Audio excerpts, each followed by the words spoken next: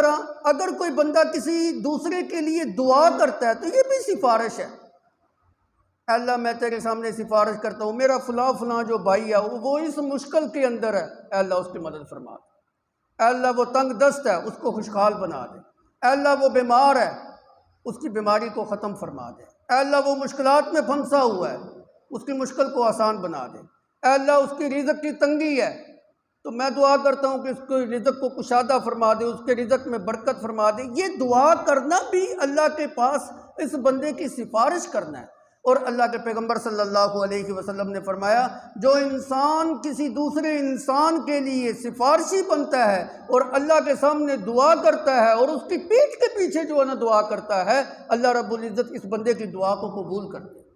بلکہ اس سے بھی عجیب بات آپ کو بتاتا ہوں، ایک روایت میں یوں آتا ہے جو بندہ کسی دوسرے آدمی کے پیٹھ کے پیچھے دعا کرتا ہے، اللہ کا ایک فرشتہ کھڑے ہو کے اس کے لیے دعا کرتا ہے اور یہ لفظ بولتا ہے وَلَكَ بِمِثْلٍ، جو تو نے اپنے فلاں فلاں بھائی کے لیے دعا کی ہے نا، اللہ یہ ساری چیزیں تجھے بھی عطا کرے۔ انسان کی دعا تو اللہ چاہے قبول کرے نہ چاہے نہ قبول کرے، لیکن میرا ذوق یہ کہتا ہے کہ فرشتے کی دعا جو نا ہمارے حق میں ضرور قبول، معصوم جو ہیں اور اللہ معصوم کی دعا کو قبول کر دیتے ہیں۔ تو اللہ کا فرشتہ ہمارے لیے دعا کر رہا ہے کہ یہ جو اپنے مسلمان بھائی کے لیے دعا کر رہا ہے، اللہ اس کو بھی یہ ساری چیزیں جو نا عطا کر دے۔ آپ مانگ دوسرے کے لیے رہے ہیں، اللہ کا فرشتہ آپ کے لیے مانگ رہا ہے۔ تو کتنی عجیب بات ہے۔ پھر بھی ہم جو ہے نا اپنے بھائیوں کو اپنی دعاؤں سے محروم رکھیں، یہ کتنی غلط بات ہے۔ تو یہ بھی ایک قسم کی جو ہے نا وہ سفارش ہے کہ اللہ کے سامنے ہم سفارش کر رہے ہیں، اے اللہ میرے فلاں بھائی کے رزق میں اضافہ فرما دے، فلاں بھائی کے رزق میں جو ہے نا برکت عطا فرما دے، فلاں کی بیماری کو دور فرما دے، فلاں کی فلاں حاجت کو پورا فرما دے، یہ سفارش ہے۔ اسی طرح سفارش کی ایک صورت یہ بھی ہے کہ ہم میت کے لیے جنازے کے اندر شریک ہوتے ہیں، یہ بھی سفارش ہوتی ہے۔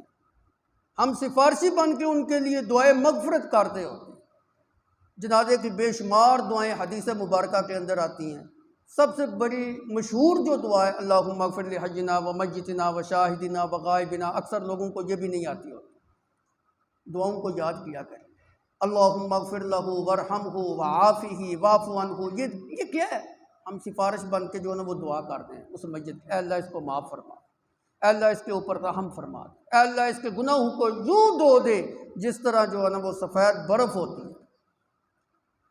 اور ایک روایت کے اندر تو باقاعدہ یہ سفارش کے الفاظ بھی آتے ہیں، اللہم انت ربھا وانت خلقتہا وانت ہدیتہا للاسلام وانت قبضت روحہا وانت ہدیتہا للاسلام وانت قبضت روحہا وانت عالم بسرہا وعلانیتہا جئنا شفعاء فاغفر لہا۔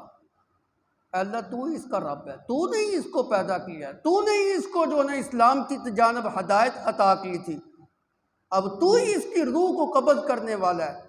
تجھے بتانے کی ضرورت تو نہیں ہے، تو اس کی ظاہر اور باطن کو جاننے والا ہے، لیکن مولا اس سے کوئی غلطیاں ہوں گی، اب یہ تیرے پاس چلا گیا ہے، وفات پا گیا ہے، جئنا شفعاء، ہم شفیع بن کے آئے ہیں، ہم سفارشی بن کے تیرے دربار کے اندر کھڑے ہیں، فاغفر لہا، اے اللہ اس کو معاف فرما۔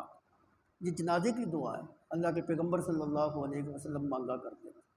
تو جس میت کے لیے دعا کی جا رہی ہے اس کے لیے بھی تو ہم سفارشی بن کے آئے ہوئے ہیں۔ اب یہ کتنی اچھی سفارش ہے کہ ہم جو اللہ کے دربار کے اندر کھڑے ہو کے اس کے لیے سفارش کر رہے ہیں، اے اللہ اس کے گناہ کو معاف فرما دے، اے اللہ ہمارے زندوں کو بھی معاف فرما، ہمارے مردوں کو بھی معاف فرما، ہمارے مذکر کو بھی معاف فرما، ہمارے مونس کو بھی معاف فرما، ہمارے بڑے چھوٹوں کو معاف فرما، ہمارے غائبین اور حاضرین کو معاف فرما۔ یہ سفارش نہیں تو اور کیا ہے؟ اس سے بڑی سفارش اور کیا ہوگی؟ اب اللہ معاف اس کو کریں گے، پورا اجر جو ہے نا بندے کو بھی ملے گا۔ اسی لیے روایات میں آتا ہے جو بندہ جنازے کے اندر شریک ہوتا ہے ایک مد کے برابر اس کو اجر اور ثواب ملتا ہے۔ اور مد کتنا ہے؟ روایات میں آتا ہے احد پہاڑ جتنا ہے۔ اللہ آپ کو مدینے کے اندر لے جائے، احد پہاڑ آپ پوچھیں نا احد پہاڑ کی لمبائی کتنی ہے تو وہ کہیں گے یہ سارا احد پہاڑ ہی ہے، اس کی لمبائی چوڑائی جو ہے نا وہ پتہ ہی نہیں لگتی کتنی ہے کتنی نہیں۔